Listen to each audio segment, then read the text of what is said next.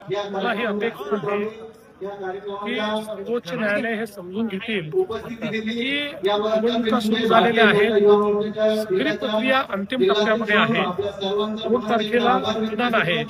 त्यामुळे या निवडणुका निर्विघ्नपणे पार पडण्याकरता जी काही विनंती आहे ती सर्वोच्च न्यायालय त्या ठिकाणी मान्य करेल.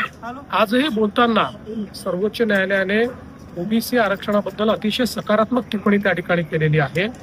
इतकंच नाही तर जो काही जुना निर्णय आहे त्या निर्णयाचं मोठ्या बेंचने पुनरावलोकन केलं पाहिजे अशा प्रकारची टिप्पणी त्या ठिकाणी केलेली आहे.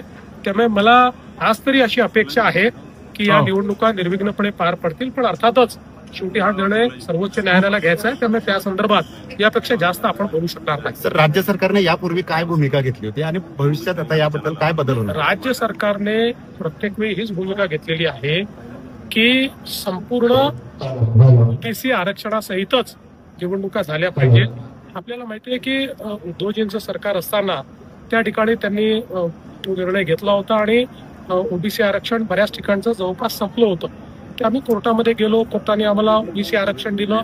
त्यानंतर मग आम्ही हे सांगितलं की ते पूर्ण मिळालं पाहिजे. त्या संदर्भात कोर्टाने काही टिप्पणी केली होती, त्याच्यावरच ह्या निवडणुका सुरू झाल्या. पण नंतर काही लोक पुन्हा कंटेम्प्टमध्ये गेले आणि त्यांनी सांगितलं की नाही, यापूर्वी एक कोर्टाचं जजमेंट आहे कृष्णमूर्तीचं, त्याचा कुठेतरी भंग होतो आणि म्हणून ही केस सुरू झाली.